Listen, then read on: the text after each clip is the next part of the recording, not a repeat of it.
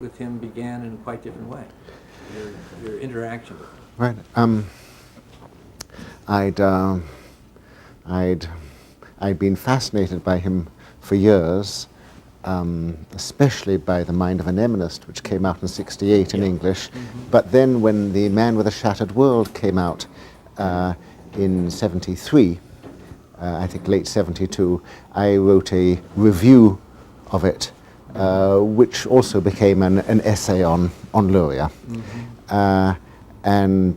This was published in June of '73, which was the same month as my book Awakenings came out. Uh-huh.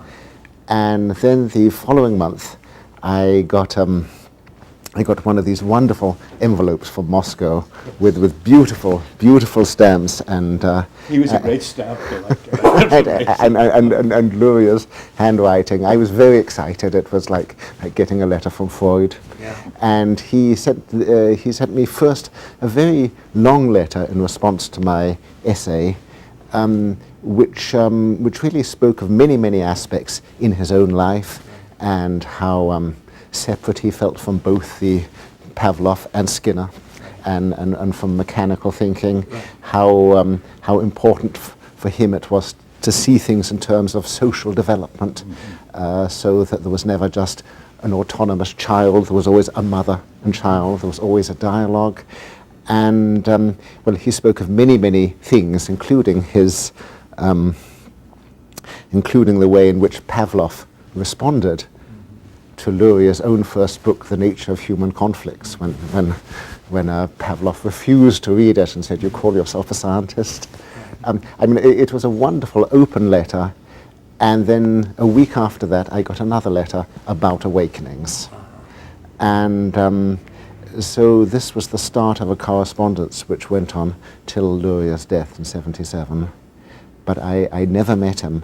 I don't know what inhibited me from going to Moscow, but the correspondence then ramified in different directions. Early on, he hoped one might republish in English some of the classics in Russian, neuropsychology, and Sechenov, and some works by his own father, R.A. Luria. In 1974, when I had my strange leg accident, and with a feeling of alienation in the leg, I wrote at length.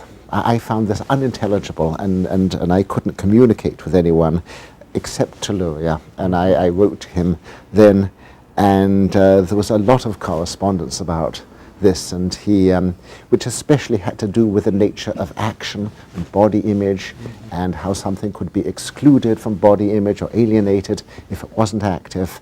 And I wondered whether I should write about this or not, and he finally got so enthusiastic, he sent me a telegram from Moscow saying, "Do it." And you can quote my letters if you want to. In the '75, I started to see a patient with Tourette's syndrome, and I sent Luria some tapes of this, some audio tapes, and he was fascinated and thought there were some similarities between the mental processes of the Tourette and his mnemonist. He partly saw this as mnemonism in action.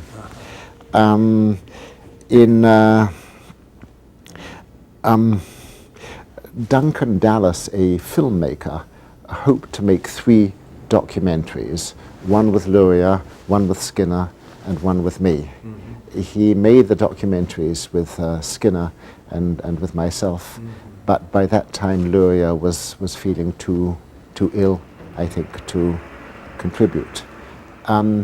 Occasionally, completely different things would come out in the letters. One of them was his fondness for detective stories. And I sent him a number of those. I think he was a terrific admirer of American detective stories and English detective stories. I think the one he liked most was the Sherlock Holmes one, the 7% solution, which imagines Sherlock Holmes as a cocaine addict being analyzed by Freud. Right. Luria loved that. Right. I sent him all the Niall Marsh books, I remember. Yes, he especially asked, I think, for the Nicholas Freeling books from me. Yes, right. Yeah. Right. To what extent, you're one of the few people who write about Luria and his notion of romantic science.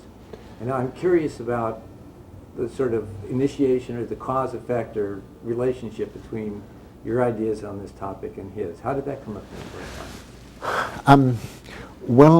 The early Luria I read was very different. I think the first Luria I read was the probably in the late 50s, was the nature of human conflicts, and in particular the way in which someone with Parkinsonism who could not take a step by himself could organize movement by using a higher cortical mechanism. And since I had seen this constantly among my own patients, but this was the first consideration I had seen. Then in the mid-60s, Higher Cortical Functions was published, and somehow the stultifying sort of phrenological neurology, which I had been taught, could be replaced by this wonderful notion of functional systems with different components, and that seemed to me very, very exciting.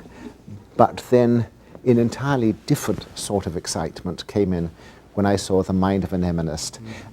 I read the first 30 pages thinking it was a novel.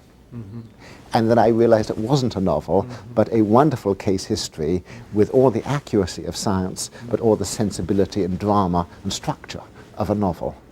And I think I'm sort of a storyteller myself, or rather I have a storytelling impulse, which sometimes seems to compete with the analytical impulse.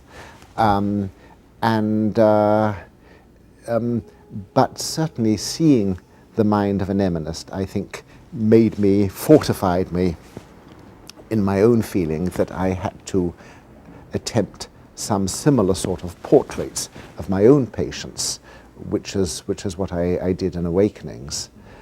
I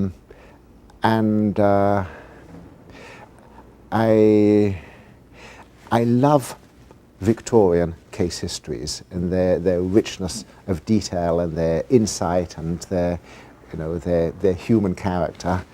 And I had been feeling that neurology was becoming very desiccated. And in Luria's romantic case histories, I had the feeling that the richness of 19th century naturalism was recovered, along with a sort of functional analysis which was completely new and which could take everything to a higher level. So I was thrilled by this.